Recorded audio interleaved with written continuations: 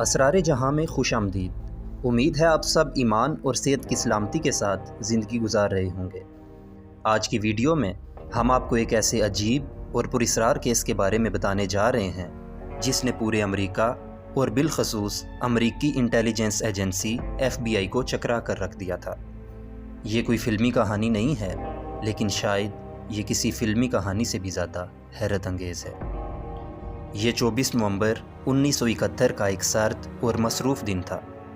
Port land کے ہوائی اڈے پر دن معمول کے مطابق چل رہا تھا۔ رین کوٹ میں ملبوس ایک درمیانی عمر کے آدمی نے سیٹل جانے کے لیے ٹکٹ خریدا۔ اس آدمی نے اپنا نام ڈین کوپر بتایا تھا۔ اس کے حلیے میں کوئی ایسی عجیب بات نہیں تھی جو کسی کو چونکا سکتی۔ ہوائی اڈے پر ایک بوئنگ 727 پرواز کے لیے تیار تھا۔ ڈین کوپر جہاز میں داخل ہو کر اپنی سیٹ پر بیٹھ گیا۔ وہاں سے سیٹل کا راستہ 30 منٹ کا تھا۔ سیٹ پر بیٹھ کر اس نے سگریٹ سلگائی اور بربن سوڈا کا آرڈر دیا۔ پرواز معمول کے مطابق اپنی منزل کی جانب رواں دواں تھی۔ اس نے فلائٹ اٹینڈنٹ کو ایک نوٹ دیا کہ وہ اس کو پڑھے، لیکن فلائٹ اٹینڈنٹ نے سمجھا شاید کوپر نے اپنا نمبر یا اس طرح کی کوئی اور بات لکھ کر اس کو دی ہے، لہٰذا اس نے توجہ نہیں دی اور اسے اپنے پرس میں رکھ دیا۔ کچھ دیر بعد جب کوپر کو احساس ہوا کہ فلائٹ اٹینڈنٹ نے وہ نوٹ نہیں پڑھا تو وہ اٹھ کر فلائٹ اٹینڈنٹ کے پاس گیا اور اس سے وہ چٹ پڑھنے کی ہدایت کر کے واپس اپنی سیٹ پر آ کر بیٹھ گیا۔ فلائٹ اٹینڈنٹ نے وہ نوٹ نکال کر پڑھا تو خوفزدہ ہو گئی، کیونکہ اس پر لکھا تھا کہ میرے پاس بریف کیس میں ایک بم موجود ہے۔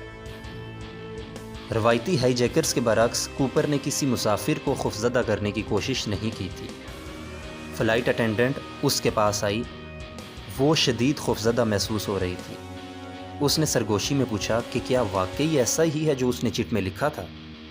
کوپر نے باقی لوگوں سے نظر بچا کر بریف کیس تھوڑا سا کھول کر دکھایا، جہاں واقعی ٹائم بم جیسی کوئی چیز موجود تھی۔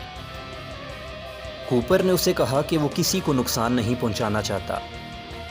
وہ بس کاک پٹ میں جا کر پائلٹ کو یہ پیغام پہنچا دے کہ وہ اعلیٰ حکام تک اس کا یہ پیغام پہنچائیں کہ اسے $2 لاکھ، 4 پیراشوٹ اور ایک فیول ٹینک سیٹل کے ایئرپورٹ پر چاہیے، تاکہ اس طیارے کو ری فیول بھی کیا جا سکے۔ اس نے یہی کیا اور کاک پٹ میں جا کر کوپر کے مطالبات پیش کر دیے۔ پل بھر میں کاک پٹ میں خوف اور دہشت کی فضا قائم ہو چکی تھی۔ انہوں نے ایئر کنٹرول ٹریفک سے رابطہ کیا، جنہوں نے پھر لوکل فیڈرل اتھارٹی کو ساری صورتحال سے آگاہ کیا۔ طیارے میں موجود مسافروں کو اس خطرناک صورتحال کے بارے میں کچھ معلوم نہ تھا۔ وہ پرسکون انداز میں اپنی منزل تک پہنچنے کا انتظار کر رہے تھے۔ فلائٹ اٹینڈنٹ کے مطابق خود کوپر بھی بہت پرسکون محسوس ہو رہا تھا۔ اس کے کسی بھی عمل سے گھبراہٹ یا بے چینی کا اظہار نہیں ہو رہا تھا۔ جہاز کے عملے پر ایک ایک لمحہ باری گزر رہا تھا، کسی بھی لمحے کچھ بھی ہو سکتا تھا۔ اور پھر اعلیٰ حکام کی جانب سے کوپر کو مطالبات کے پورا کرنے کی یقین دہانی کرا دی گئی۔ شام کے 5:30 تھے جب سیٹل کے ہوائی اڈے پر جہاز اترا۔ کوپر نے تمام مسافروں اور فلائٹ اٹینڈنٹس کو جانے دیا۔ مسافروں کو اترنے کے دوران بھی معلوم نہیں ہو سکا کہ جہاز میں کیا خطرناک صورتحال درپیش ہے۔ کوپر کو اس کے مطالبے کے مطابق $2 لاکھ اور 4 پیراشوٹ مہیا کر دیے گئے۔ اب جہاز میں پائلٹ اور کوپر سمیت عملے کے صرف 5 افراد موجود تھے۔ کوپر نے جہاز کو ساؤتھ ایسٹ کوسٹ لے جانے کا کہا۔ شام کے 7:45 پر جہاز نے اڑان بھری۔ کوپر نے تمام عملے کو کاک پٹ سے باہر نہ آنے کی ہدایت کی۔ کوپر کو اندازہ نہیں تھا کہ اعلیٰ حکام کی ہدایات کے بعد 2 F-106 جنگی جہازوں نے کوپر کے جہاز کا تعاقب شروع کر دیا ہے۔ جب رات کے 10:30 بجے جہاز نے لینڈ کیا تو جہاز میں موجود عملے کی حیرت کی انتہا نہ رہی، کیونکہ کوپر جہاز میں موجود نہیں تھا۔ وہ رقم سمیت ہی راستے میں جہاز سے چھلانگ لگا چکا تھا۔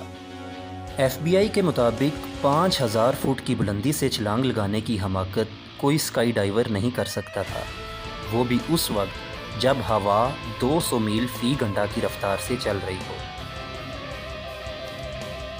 اس واردات نے پورے امریکہ میں کھلبلی مچا دی تھی۔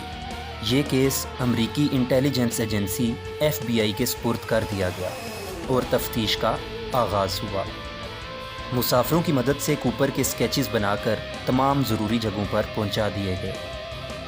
ابتدائی طور پر FBI کو کوپر کی وہ ٹائی ملی جس کو جہاز سے چھلانگ لگانے کے دوران کوپر اتار چکا تھا۔ اس کے علاوہ وہ سگریٹ کا ٹکڑا جو ممکنہ طور پر کوپر کا تھا وہ بھی FBI نے اپنی تحویل میں لے لیا۔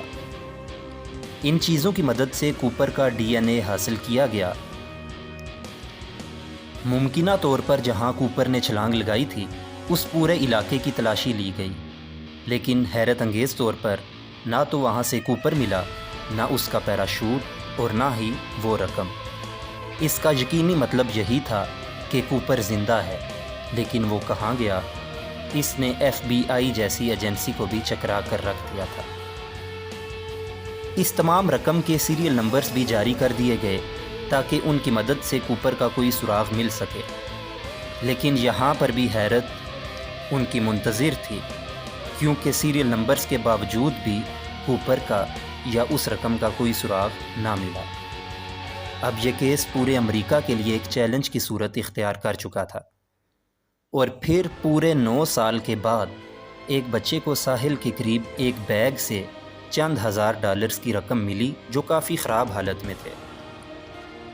چونکا دینے والی بات یہ تھی کہ اس رقم کے سیریل نمبر ان ڈالرز کے سیریل نمبر سے میچ کر گئے جو کوپر لے کر فرار ہوا تھا۔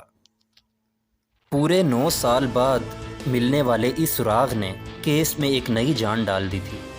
تفتیش کا دائرہ کار مزید بڑھا دیا گیا تھا، لیکن اس پراسرار مجرم کا کوئی سراغ نہ مل سکا۔ اسے زمین نگل گئی یا آسمان کھا گیا تھا، کوئی کچھ نہیں جانتا تھا۔